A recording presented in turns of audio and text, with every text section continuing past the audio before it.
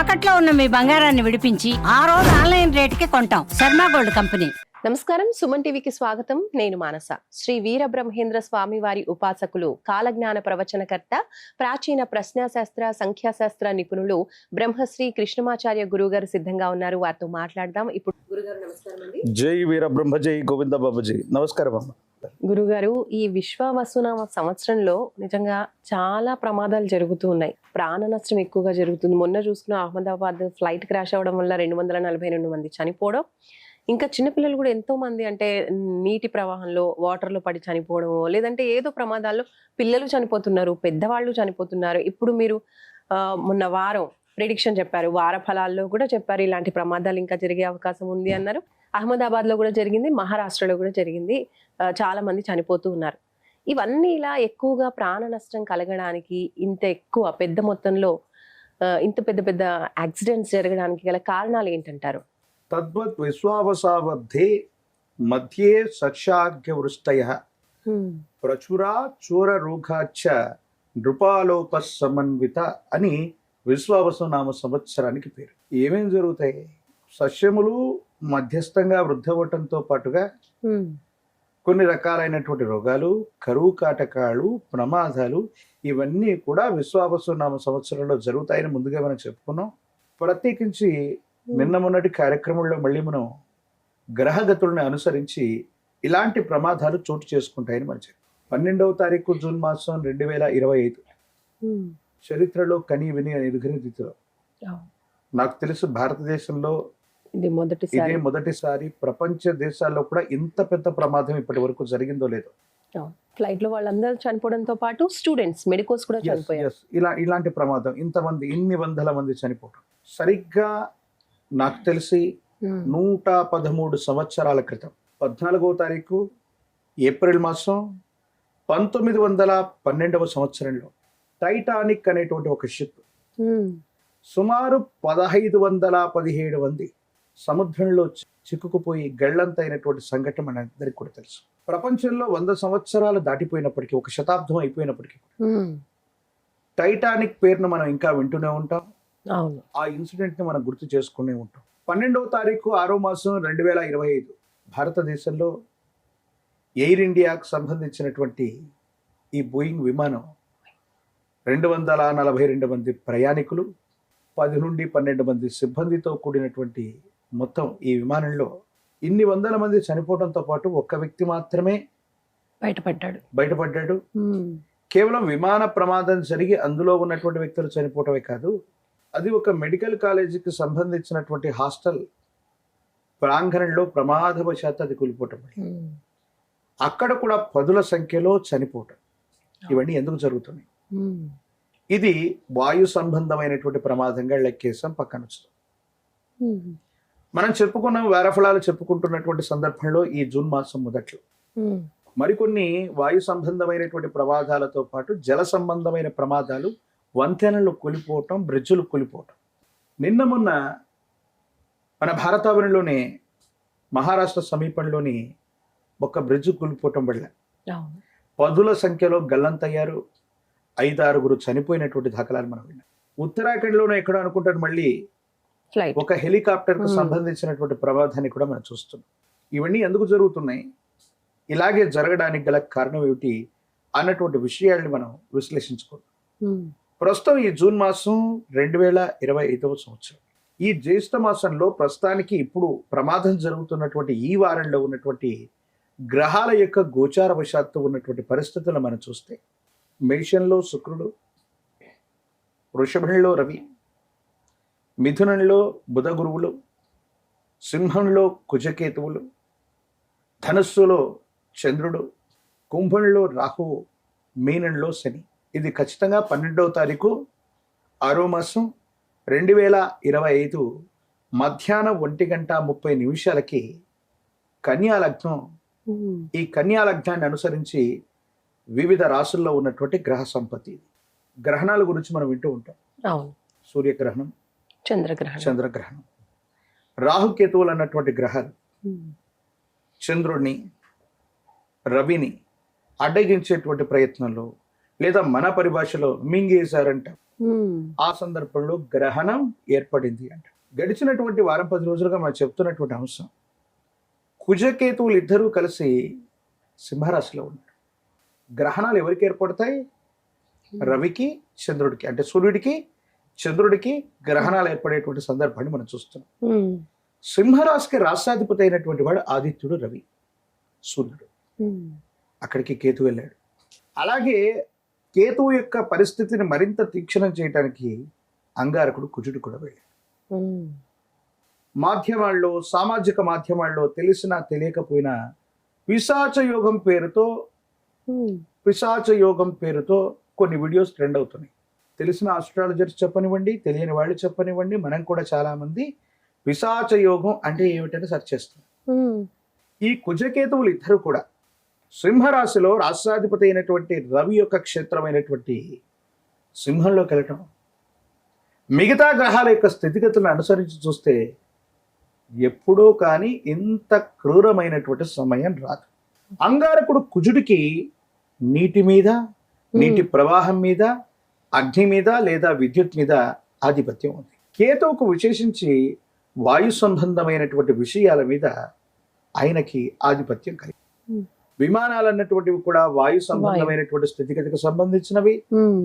ఈ కుజకేతువుల యొక్క కలయిక వల్ల కుజుడు అగ్ని మరియు నీరుకు కారణమైనటువంటి వాడు, కేతువేమో వాయుతత్వాన్ని కలిగి ఉంటాడు. కాబట్టి ఆ కేతు సంబంధమైనటువంటి వాయు మార్గంలో వెళ్తున్నటువంటి విమానం ఏ ప్రమాదం వల్ల ఇంతమంది చనిపోయారంటే, ఫ్యూయల్ ట్యాంక్ను ఆఫ్ చేయటము, లేదా ఫ్యూయల్ అన్నటువంటిది ఎక్కువగా నింపి ఉండటము, ఫ్యూయల్ అన్నటువంటిది సరిగ్గా సరఫరా కాకపోవటము అక్కడ జరిగినటువంటి గొప్ప వాయు అగ్ని ప్రమాదంగా మనం చెప్పచ్చు. దీన్ని కుజకేతువుల యొక్క కలయిక ద్వారా మాత్రమే జరిగిందని మనం గొప్పగా చెప్పుకుంటుంటాం.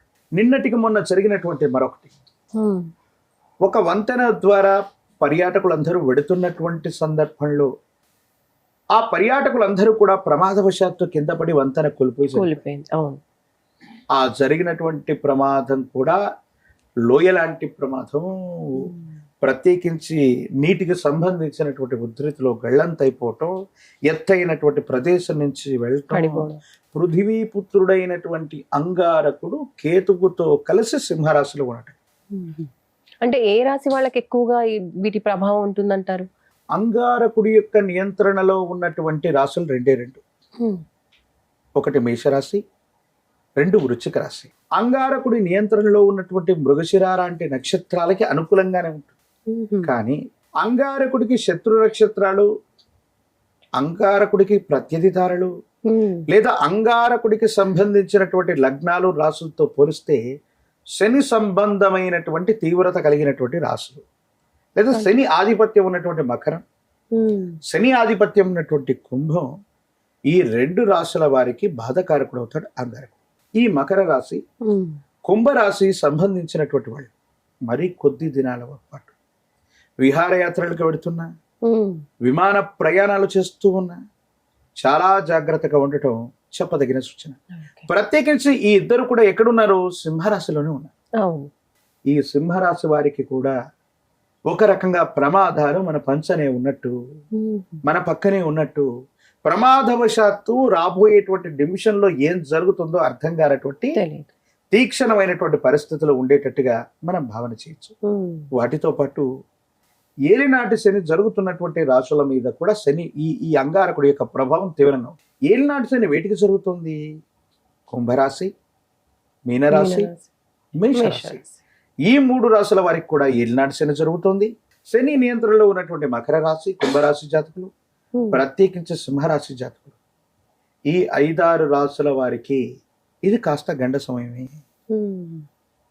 యాదృచ్ఛికంగా కూడా పర్యటనకి ఎక్కడైనా వెళ్ళినప్పుడు విందులు, వినోదాలు, టూరిజం, వీటి పేరుతో మనం ఎక్కడికైనా వెడుతుంటాం. ఆ వెడుతున్నటువంటి సందర్భంలో వాయు సంబంధమైనటువంటి ప్రమాదాలు కొంచెం ఉండే అవకాశం ఉంది. సాహస క్రీడలు చేస్తున్నప్పుడు, ఎత్తైనటువంటి పర్వతారోహణలు చేస్తున్నప్పుడు ఇబ్బందులు కలిగేటువంటి పరిస్థితులు ఉన్నాయి. సరే, వీటికి సంబంధించినటువంటి మరో అద్భుతమైనటువంటి అంశం ఏంటంటే, ఈ విమానం ఎక్కినటువంటి వాటిలో ఒక ప్రముఖుడైనటువంటి వ్యక్తి కూడా, ఒక్క వ్యక్తి, ఆ గుజరాత్ సంబంధించినటువంటి మాజీ ముఖ్యమంత్రి వర్యులైనటువంటి రూపాని గారు. యాదృచ్ఛికంగా ఈ మధ్యకాలంలో సోషల్ మీడియాలో 2-3 రోజులుగా మనం చూస్తున్నాం.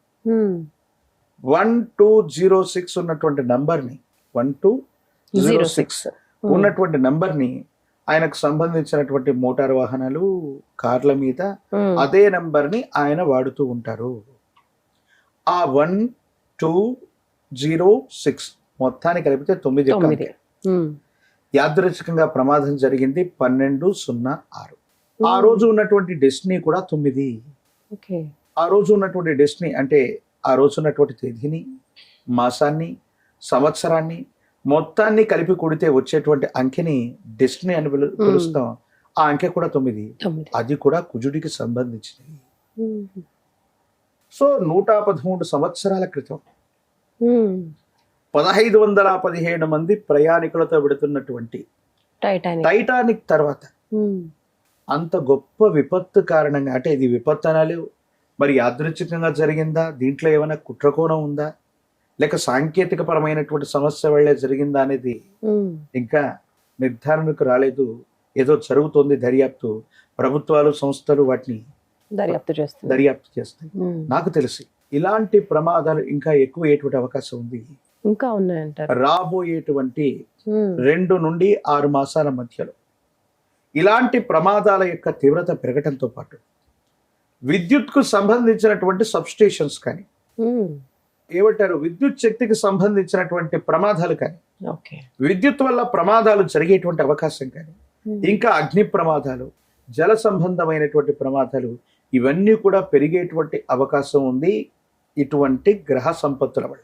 కాబట్టి ఈ రాసుల వాళ్ళు కూడా, ఈ రాసుల వాళ్ళు కనుక ఇలాంటి ప్రయాణాలు చేస్తున్నా, ఇలాంటి సంస్థల్లో పనిచేస్తున్నా, ఇలాంటి వృత్తి ఉద్యోగాల్లో ఉన్నా జాగ్రత్త. ఎందుకంటే భూగర్భం లోపల చాలా మంది కార్మికులు గనుల్లో పనిచేస్తారు, విద్యుత్ శాఖలో పనిచేస్తుంటారు, ప్రైవేట్ గాను మరియు ప్రభుత్వ పరంగాను. విద్యుత్ సంబంధమైనటువంటి ఎలక్ట్రీషియన్ వర్కులు చాలా మంది చేస్తూ ఉంటారు. సో మీరు చేసేటువంటి వృత్తి, ఉద్యోగం, వ్యాపారం వీటికి సంబంధించింది అయితే ఈ కనీసం ఈ 2 నుంచి 6 మాసాల పాటు చాలా జాగ్రత్తగా ఉండాలి. కొన్ని పరిస్థితుల నేపథ్యంలో కొన్ని పరిహారాన్ని పాటించటం వల్ల గండ సమయంలో ఎటువంటి ప్రాణమైనా పోతుంది. మనిషి ప్రాణం ఎప్పుడు పోతుందంటే మనిషి జన్మించినటువంటి ఖచ్చితమైనటువంటి సమయం ఏదైతే ఉందో ఆ సమయాన్ని లగ్నం అంటాం. లగ్నం నుండి ద్వితీయ సప్తమ స్థానాలు మారక కారకాలు. ఒక వ్యక్తి మరణించడానికి కారణమయ్యేటువంటి గ్రహాలు 2. అవి ద్వితీయ స్థానం, సప్తమ స్థానం.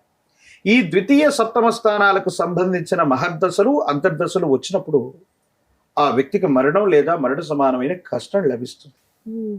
నేను చెప్పినటువంటి మకర రాశి, కుంభరాశి, మీనరాశి, మేషరాశి, ప్రత్యేకించి సింహరాశి జాతకులు, వీరందరికీ కూడా కాస్త గండ సమయంగానే మనం భావించాలి. కొన్ని ప్రత్యేకమైనటువంటి పరిహారాలని పాటించడంతో పాటు మీరు చేసే ప్రయాణంలో, మీరు చేసే వృత్తి వ్యాపారాల్లో ప్రతి విషయంలో కూడా జాగ్రత్తగా ఉండటం చెప్పదగినటువంటి సూచన. ఇప్పుడు 2 నుంచి 6 మాసాలు అంటున్నారంటే ఇప్పటికే మనకి విశ్వావసునామ సంవత్సరం స్టార్ట్ అయిపోయింది. 2025 ఇప్పుడు జూన్ కి వచ్చేసామంటే వచ్చే డిసెంబర్ దాకా, అంటే డిసెంబర్ వరకు కూడా జాగ్రత్తగా ఉండాలి. అంటే ఒక సంవత్సరం వరకు కూడా అంత కష్టకాలమే అని చెప్పుకోవచ్చు. గురుగారు, ఇప్పుడు మీరు చెప్తున్నారు కదా మేషరాశి, కుంభరాశి, మకర రాశి, మీనరాశి, ఈ రాశులన్నీ కూడా కొంచెం జాగ్రత్తగా ఉండాలి అని. అయితే వీళ్ళు ఎటువంటి పరిహారాలు పాటించాలి, ఎలాంటి జాగ్రత్తలు తీసుకోవాలంటారు? తాంత్రిక విధానంలో అంగారకుడికి అధిదేవతా స్వరూపమైనటువంటి సుబ్రహ్మణ్యేశ్వరుడు, కేతుకి కొన్ని పద్ధతుల్లో గణపతి కార్తికేయుల్ని విధి విధానాలతో పూజించటం, గణపతి కార్తికేయులకు సంబంధించినటువంటి స్తోత్రాలు చదువుకోవటం, అంగారకుడికి సంబంధించినటువంటి స్తోత్రాలు చదువుకోవటం, లేదా నాగదేవత సంబంధమైనటువంటి దేవత స్వరూపాలు, శ్రీవల్లి, దేవసేన, సుబ్రహ్మణ్యేశ్వర స్వరూపాలని, విశేషించి మానస అమ్మవారు సర్వ సర్ప దేవతా స్వరూపాలకి అధిదేవత. ఇటువంటి సర్ప దేవతలు కేతువుకి, అంగారకుడికి కూడా అధిదేవతలుగా మనం చెబుతూ ఉంటాం. కాబట్టి సర్పదేవతల ఆరాధన చేసిన, ప్రత్యేకించి 5 రాశుల వాళ్ళు కనుక ఈ 6 మాసాల్లో అవకాశం ఉంటే ఒక్క నాగప్రతిష్ఠాది క్రతువును జరుపుకున్న ఒక గండాన్ని నుంచి మనం బయటపడ్డ వాళ్ళం అవుతూ ఉంటాం. ధన్యవాదాలు. జై వీరబ్రహ్మ, జై గోవింద బంబ జై.